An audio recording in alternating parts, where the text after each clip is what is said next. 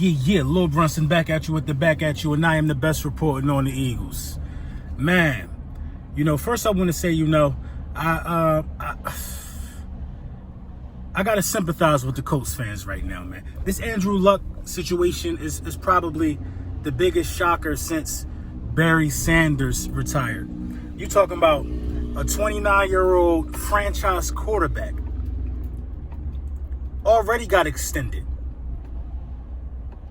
Gave it all up, man, because he felt like his body quit on him or whatever. A lot of people trying to spin it, or I didn't look at his press conference. Some people said it was some mind games, the mental aspect. He mentally quit, stuff like that. But I mean, you got to be thankful to be a part of an organization, like the Philadelphia Eagles, man, as a fan. I mean, a guy quitting and you breaking that news 2 weeks before the season. People already done bought their season tickets. Your franchise quarterback quit. I mean, this is the best they looked in quite some time on both sides of the ball. Y'all know about Uncle Leroy, man. My uncle, man, he's a huge Colts fan, man. Actually from that area, man. Diehard Colts fan, man. It's not a lot of Colts fans that I know. You know what I'm saying? And he broke it down to me like that. He like, what if I would have already had my season tickets and they just now telling us this with one preseason game left to go? You know what I mean? Andrew Luck was actually on the sideline at the preseason game. So he only came to give us presser. A week ago, apparently the Colts had already informed Andrew Luck that they were just going to let him keep the money, man. They was going to let him keep what he signed for and keep the money that was already paid to him. Basically, as like a pardon gift. A pardon gift for what? A pardon gift for what? This made me respect Carson Wentz even more, honestly, man, because rehabbing and coming back from these injuries is not an easy thing to do. It's not an easy thing to do. Think about the media circus and the mind games that could possibly be affecting Carson Wentz. Think about it like that. Everybody's always questioning his health. What has he done? Nick Foles this, Nick Foles that. A lot of people would have quit and broke down under that type of pressure, man. Carson Wentz stayed true to the course, man. Got extended. That's even more pressure on the shoulders, man. Carson Wentz is in a very similar predicament to what Andrew Luck was in, man. I mean, the city got a Super Bowl out of drafting Carson Wentz, even though he didn't play. But if you don't draft Carson Wentz, you don't get that Super Bowl. You know what I'm saying? Like the mental aspect of it that's plaguing Carson Wentz, that plagued Andrew Luck. It's kind of getting real similar to what could possibly be happening to Carson Wentz. Now, I'm not going to say Carson Wentz is going to quit. I don't believe he got no quit in him. You know what I mean? I just don't believe that. I believe that, that you never know what these athletes go through, man. At the end of the day, you never know what these athletes go through, man. And you all could lose it at the drop of a dime.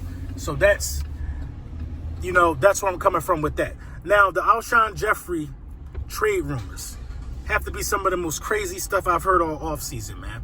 If the Philadelphia Eagles were to trade Alshon Jeffrey, that would be the biggest mistake. That's Chip Kelly level mistakes. That is a Chip Kelly level mistake if you was to let go of Alshon Jeffrey. Alshon Jeffrey ain't somebody that need to be let go. Because you don't get the Super Bowl if you don't sign Alshon. You know what I'm saying? You need an Alshon Jeffrey type of player on your roster, man. Alshon Jeffrey is that guy that's going to say what he wants. That's going to say we don't. If they were serious about trading Alshon Jeffrey, then I think it got to be how he interacts with the media. That's the only flaw I see in Alshon Jeffrey, man. That somebody could even point out to even call it a flaw. They must not like what he said when he was like, this practice stuff ain't worth nothing, or blah, while we practicing ain't no scoreboard. They must don't like that side of Alshon Jeffrey, because Alshon Jeffrey is stellar on the field. Alshon Jeffrey not complaining about nothing. Alshon Jeffrey not complaining about touches. He not saying I should have got the ball here, or I should have got the ball. Alshon Jeffrey show up.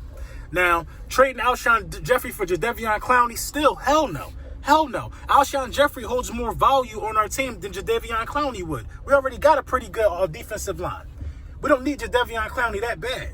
You know what I mean? I'm hesitant to give up Nelson Aguilar for Jadeveon Clowney. We got a franchise quarterback. Why would we take away pieces from him? Alshon Jeffrey is one of Carson Wentz's most. He's very comfortable with him. He's the second. He's second in command when it comes to comfortability with Carson Wentz. You know what I mean? The trade Alshon Jeffrey under any circumstance would just be complete ludicrous. It would be saying that you feel like Arthega Whiteside is ready now, but It's a different type of ball game when you talk about going in the postseason. Since we got Alshon Jeffrey, we've been to the playoffs. Since we got Alshon Jeffrey, we've been to the playoffs. Alshon Jeffrey was critical in both playoff runs last year and a Super Bowl win. He was critical. Alshon Jeffrey scored in the NFC Championship game. Alshon Jeffrey scored in the Super Bowl. Like, I don't got to tell you how important Alshon Jeffrey is to this offense. You know, dudes can't guard Alshon Jeffrey one-on-one. Carson Wentz got to find a way to get Alshon Jeffrey involved, man. It makes me believe that something else is going on besides the things that we're being told, if these rumors are even true. Alshon Jeffrey ain't going nowhere. Period. He ain't going nowhere, man. It's time. You know. I'm ready to cut down to the 53-man roster. I'm ready to get it on, man. Because me personally, I'm getting sick and tired of like football nerds. This is what I gotta start calling y'all now. I get sick and tired of football nerds taking so much out of preseason final scores.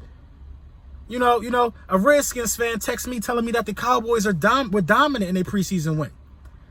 Dak Prescott threw 5 passes. The Cowboys had like 5 running backs run the ball.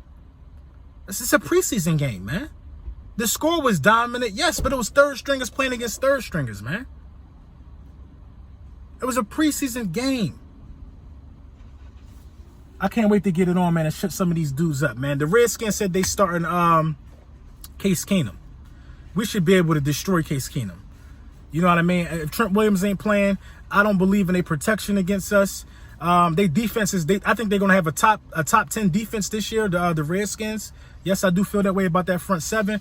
But at the end of the day, man, if we don't let them score, we got a better chance of scoring against their front 7 than I feel like they got of scoring against our front 7.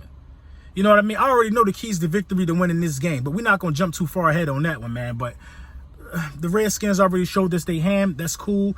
I mean, I bet that I wouldn't start the rookie either.